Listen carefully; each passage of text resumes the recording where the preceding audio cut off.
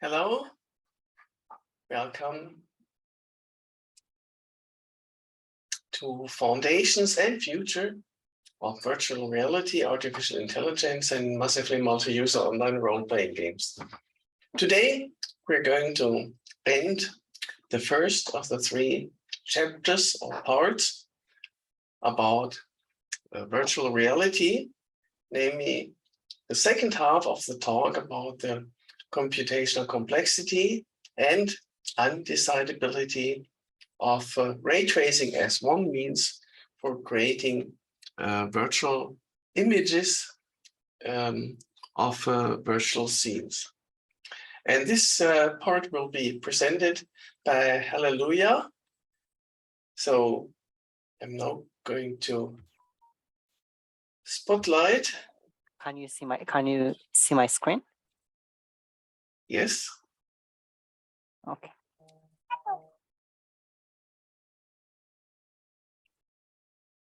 And as usual, thank you for agreeing to be recorded and uploaded to YouTube. Here you go. Okay. Good evening, everyone. I'm going to present to you today the second part of the computability and complexity of ray tracing. Akner has covered the history, intro, and some theories of computability and complexity of ray tracing on Tuesday. The contents of my presentation today will be a key points recap of Tuesday's presentation of Akner's and ray tracing and 3-dimensional rational linear optical systems with refractive objects, ray tracing in 3-dimensional rational linear optical systems with rectangular, reflective, and refractive objects, ray tracing in 3-dimensional linear optical systems with reflective and partially reflective surfaces. Let us start this presentation with a recap of the key points from Tuesday. We'll begin by answering these questions. And the first question is like, what is ray tracing? And ray tracing is a method of graphics rendering that simulates the physical behavior of light. And its applications are that it's a valuable tool for designing and evaluating optical instruments and for rendering realistic scenes in computer graphics. It also has important applications in computer graphics. It's used to render scenes consisting of objects with reflective or refractive surfaces, and it can be used for computing the elimination of any visible point in a scene by following the paths of light rays as they are reflected or refracted through the scene when trying to improve the realism of an image. And we learned like 2 very crucial laws last Tuesday, known as laws of reflection and the laws of refraction. And that we can see the law of like reflection here, like an incident light comes in and it's like reflected back. And for the refraction, so an incident ray comes here and like it's refracted over here as we see here. And like when the law of reflection states that the incident angle and the reflected angle are equal, and these angles we see here are like they are equal, and the law of refraction states that the angle of refraction depends on the incident angle and the indices of refractions of the materials, as we can see here. And the main theme of today's and Tuesday's Akner's presentation is the ray tracing problem, and the meaning of the ray tracing problem is, like what the ray tracing problem is it's a decision problem given an optical system, namely a finite set of reflective or refractive objects, a light ray's initial position and direction and some fixed point P. So we ask that like, does that ray reach the point P? And there are 2 like types of ray tracing problems, rational and irrational ray tracing problems. We say that the ray tracing problem is rational if the path of the ray is represented as the union of line segments that are bounded by the rational coordinates throughout the system, and if not bounded, we call it an irrational ray tracing problem.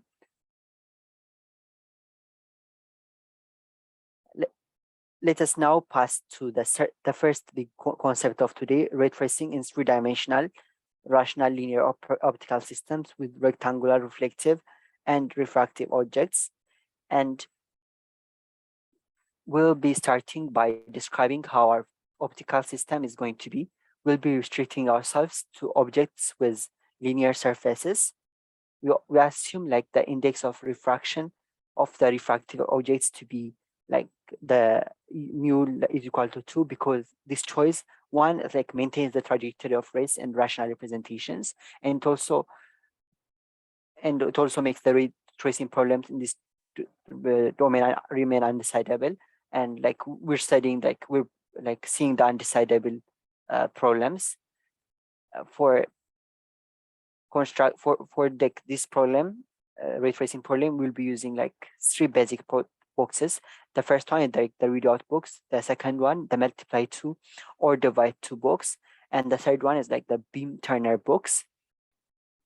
For the readout box and beam Turner box, we'll be using the same configuration as Akner showed on Tuesday when she presented about three-dimensional rational quadratic optical systems with reflective or refractive objects. And the part that gets modified here on this problem is the multiply or to or divide box, the box which perform the multiplication by 2 operations used in the equations. Like Akner also did like the multiply 2 box, but we'll have a multiply 2 box here too, but it will be like a bit modified.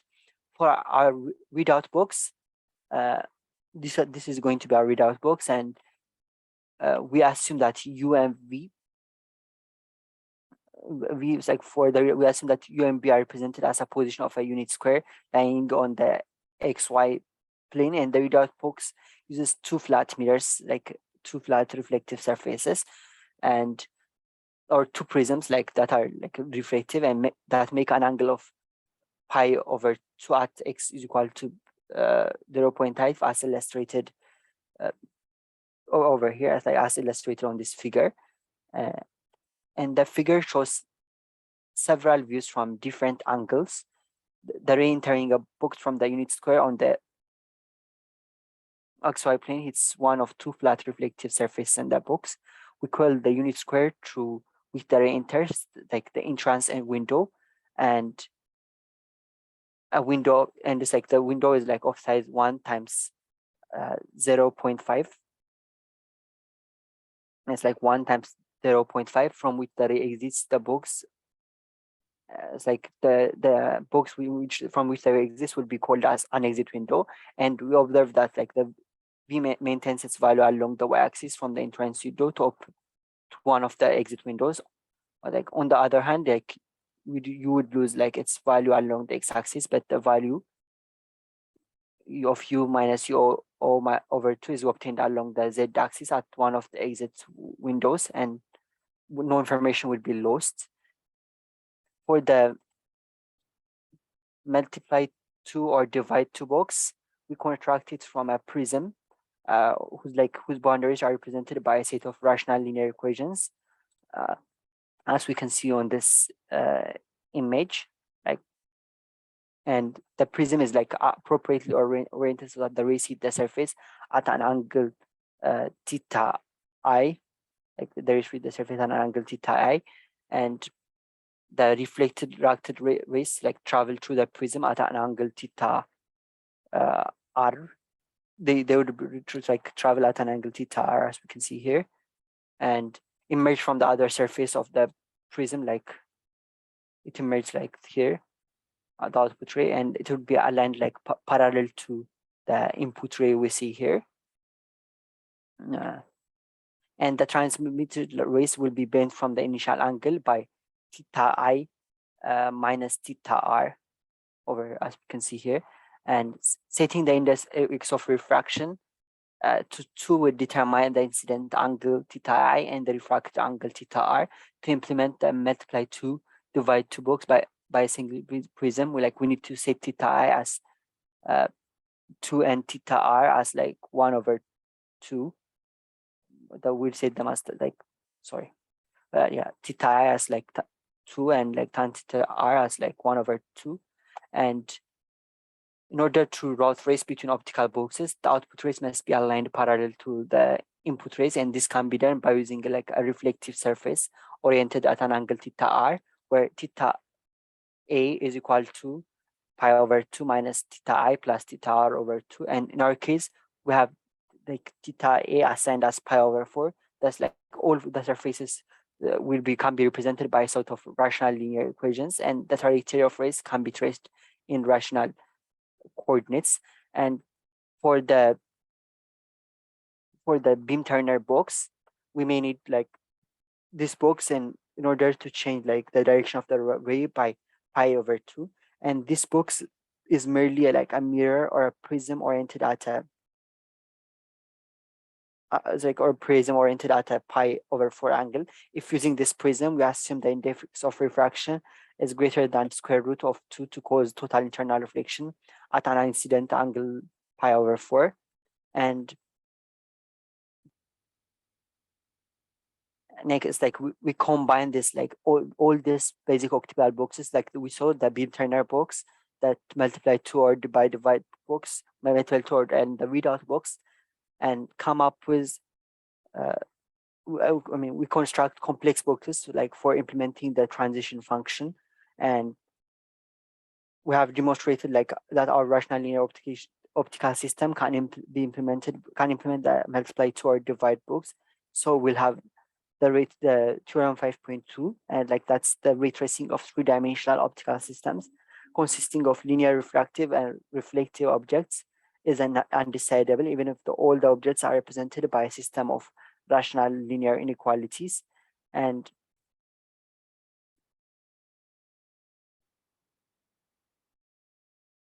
the second big concept we'll be seeing today as ray tracing and three-dimensional rational linear optical systems with rectangular, reflective, and refractive objects.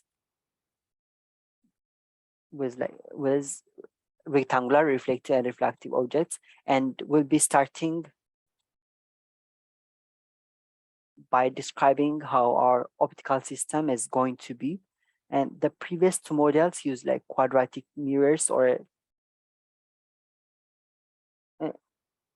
the previous two models like used quadratic mirrors, lenses, or prisms. And when we allow like for this optical system, we'll eliminate these objects from our model, and each optical system in this model would be consisting of a finite set of rectangular, reflective, and refractive objects. And like the boundaries of this refractive, and reflective objects will be presented as a set of like linear rational equations, and all the rectangular objects that have their surfaces would oriented either as parallel or perpendicular to one another. So the trajectory of rays in this model cannot be represented in rational coordinates, and the ray tracing decision problem in this model would be undecidable. In order for this optical system, like to summarize, it would have like a rectangular, reflective, and refractive objects, and the surface would be oriented as like parallel or perpendicular to one another. And for showing that ray tracing in this model is undecidable, would be simulating a two-counter motion with this optical model. And since a two-counter motion can simulate an arbitrary Turing motion, we will be concluding that ray tracing model in this ray tracing problems in this model would be undecidable. And a two-counter motion has like a finite contour and two counters that could be used to store arbitrarily like very large numbers, and then these numbers can be incremented, decremented, or tested for if they are like zero or not, and like would construct like basic boxes like to do these operations, like the incrementation, decrementation, or testing for zero. And we'll now see like how this simulation will be, and we'll start by like going into the relationship between an optical system and a two-counter motion. And the optical system has a set of like optical boxes that is capable of shifting the rays by like an irrational distance along either the x or the y axis, like around the x or y axis, and by using like rectangular, reflective, or refractive objects. And each box will have a unit square through which the ray enters normally, and we'll have another unit square from which the ray would exist normally, and we call the unit square through and we'll call the unit square through which the ray enters the entrance window, and the unit square from which the ray exits as our exit window. And the two numbers U and V can be encoded as like a position relative to the unit square, where E is like as a position where U times E mod like 1 and V E mod 1, and where E stands for like a some irrational number, and the two counter motion will have like a finite number of states, and each state can be represented by box, and incrementing and decrementing a number can be done like by shifting the ray by E in modulo 1 space. Checking if a number is 0 can be done by like testing to see if the ray is incident with the rim of the unit square. Like if we check like if the ray is incident like to the beam. And for representing like the operations, we'll be using like U and V to denote numbers stored by two counters, and in this optical, U and V are encoded as a position on a unit square. Like U and V would denote a position on a square that's like of a one by one size, and we'll have say it as like a rational number that's like between 0 and 1, and the operations for two counter machines will be incrementing or decrementing a number by 1, checking if a number is 0, and transitioning like from one state to another. We increment a number by 1 by shifting the ray along the X or Y axis by E or minus E modulo 1 space, and the shift operations would be implemented by rectangular refractive object surfaces as we can see on this figure, and like this rectangular object. And the modulo operation would be implemented using a reflective surface and a partially reflective surface that are placed in rational coordinates as we can see on this figure. And we test if the number U is 0 by checking whether the ray passing through X is 0, and we can do this by using the fact that we have mirrors with open edges, and the case for V would be also handled like similarly. For transitioning from one state to another, we need some way to combine two or more exit windows into a single window, and this can be carried out by using beam splitters, which are often used in optical experiments. And a beam splitter consists of a partially reflective surface. It's like a partially reflective surface that's not like completely reflective, and like when we have like ray 1, and like it won't reflect it like directly back, or instead it would like have a path like this. Like when you have ray 1 and ray 2 over here, it would have a combined path over here like this, and we'll have like the beam splitter like box of like the beam splitter would consist of a partially reflective surface, so that the two beams from different directions can emerge from the same surface, as we can see on figure 14. And since M times E mod 1 is equal to 0, if and only if like M is equal to 0, we will have our lemma like that's like our lemma 5.1, which is like these optical systems can simulate a counter. Like all these like optical systems would simulate a counter, and the boxes will be using like 3 boxes for simulating the system, or like for doing this Raytracing problem. And like with the first one box would be using is the shift box, and the second box would be using is the modulo 1 box, and the third box is the beam combiner box.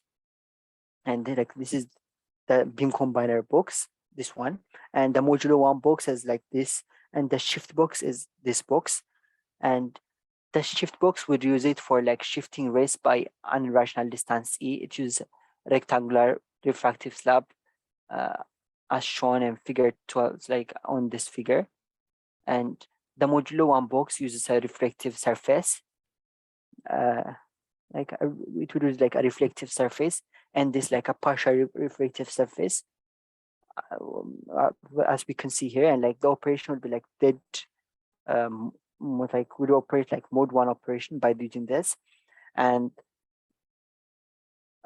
the beam container box merges two windows into one. Like it would merge like the partial reflective and the reflective window, and it requires it would like have like it would merge like two windows into one, and it requires only it would have only like this one partially reflective surface. And because the two contour machine can be simulated using a universal Turing machines, we'll have this theorem, like this theorem like proved. And the ray trace, like the theorem is the ray tracing of three-dimensional optical system consisting of linear rectangular reflective and refractive objects would be undecidable, even if all the rectangular objects are represented by a system of rational linear inequalities. And like the fourth big concept like of this presentation is ray tracing in three-dimensional linear optical systems with reflective and partially reflective surface with partially reflective like partially reflective surfaces. And we'll be starting by describing how our optical system is going to be. And we consider as like would be consider optical system that consists purely of reflective and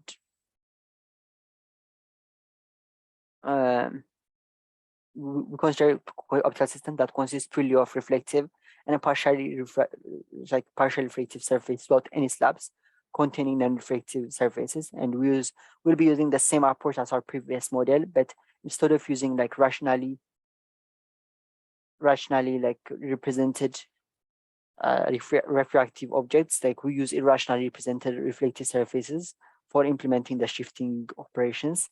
And the boxes we'll be using in this problem are the same compared to the previous model, but like they are implemented in a different way. We'll have like shifting modulo 1 box as like we had before, and we'll also have a beam combiner box like we had for the for the 5-point theorem problem, like the ray tracing problem 5.3.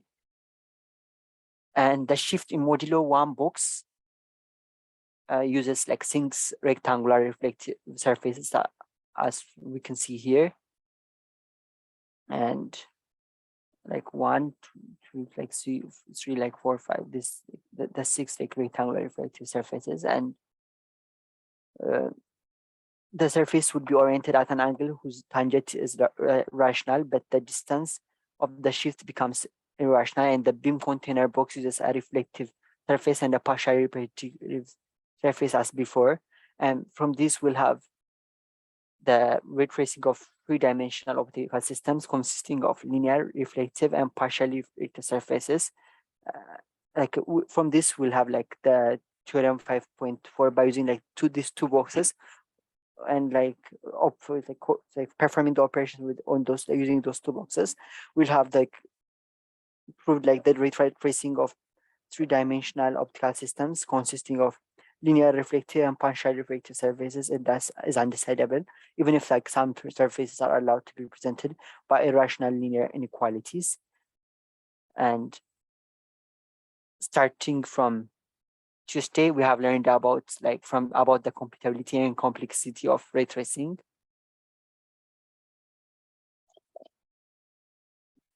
And this is at the end of my and Akner's presentation, and I hope you enjoyed it. And like we want to give credit to Professor Martin Ziegler for like checking on us and supporting us throughout our preparation for this presentation.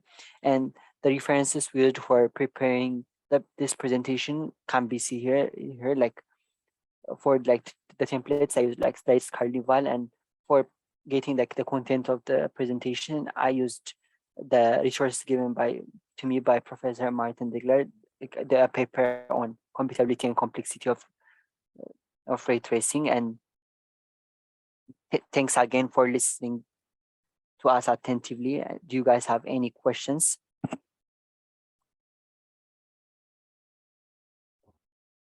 Thank you.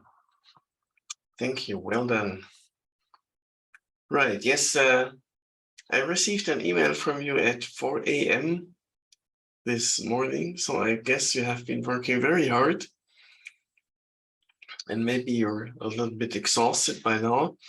And I promise it will soon be over.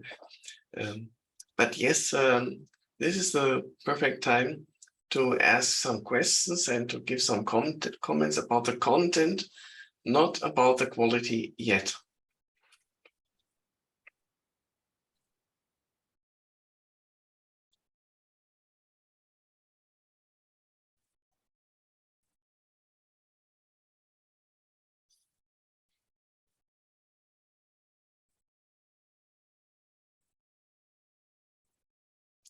Yeah, I would like to ask for kind of a summary, right? So you've presented several theorems, right? And what is kind of the take-home message? If you could briefly say 3 things that the audience should keep in mind and remember once, yeah. Right, so short-term memory is like 30 seconds or so, and then there's midterm memory. So certainly we will forget most of your talk, and it's inevitable. But if you have the opportunity to say 3 things that we should keep in mind, perhaps with respect to virtual reality, what would you say are the 3 things to take home from this presentation?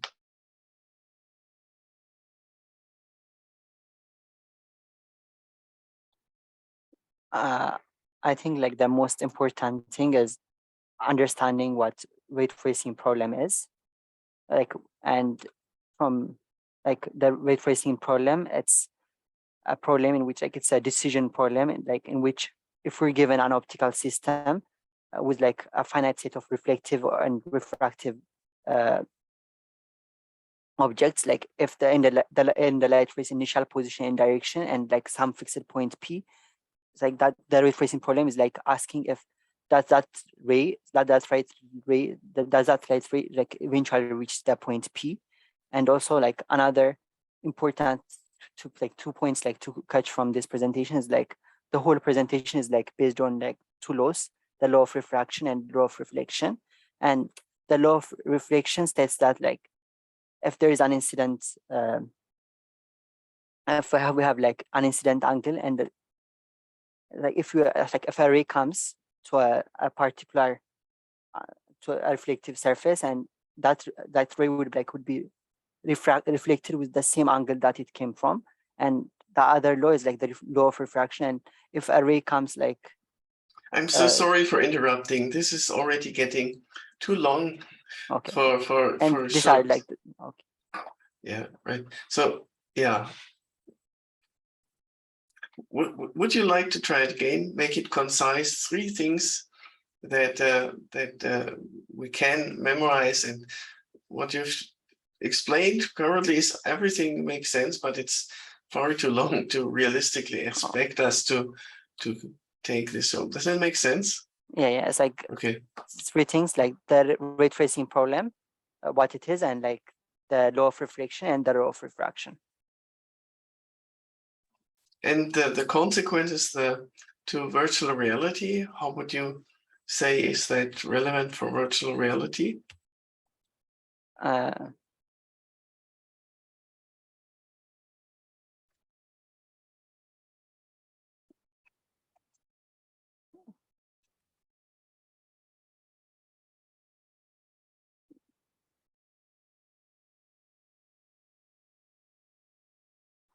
Or Aknur, would you like to explain that?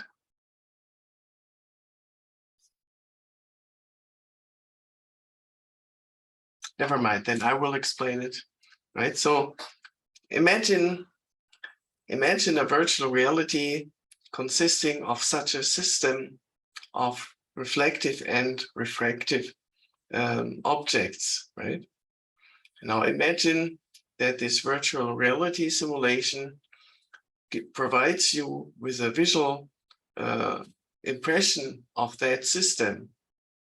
And in order to get such a visual impression of that system with one ray coming from one light source, then it would have to simulate that ray through all that system in order to find out whether that ray is going to enter into your virtual eye so that you can see something, or whether it's going to miss your virtual eye, in which case you would kind of see only black, right? And that makes sense.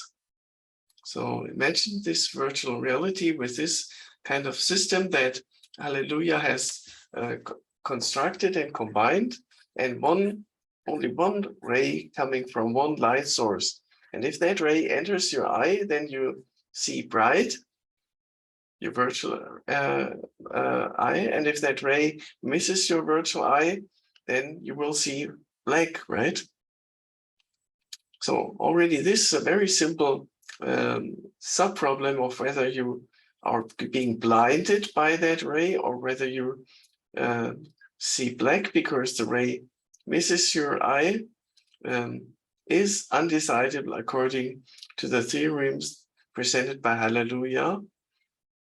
And the theorems presented by Halleluyah consider different types of such systems of reflective and refractive objects, combinations, finite combinations. That's how that relates to virtual reality. Okay, good, right. And I have one further question, namely, one of your theorems is about irrational systems. So you have mirrors and you have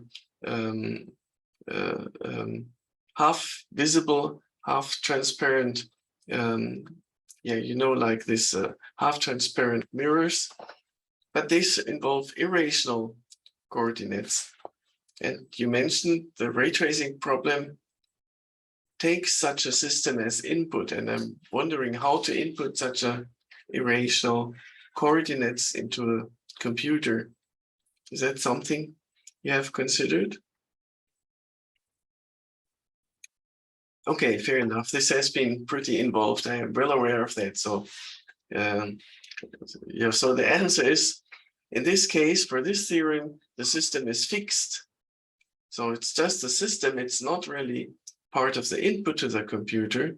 The only input to the computer is the ray, the light ray, origin and direction, and that is rational and therefore can be input into a computer by means of binary encoding of numerator and denominator of the ray's coordinates. Okay, yeah, this is really, I mean, the highest degree of technical difficulty of the first part, virtual reality. And yeah, we'll do the same thing again when we talk in the second part about artificial intelligence. Start easy and then gradually to grow towards more and more complicated and technically deep topics. But for now, to wrap things up, now I would like to ask you to provide some feedback, some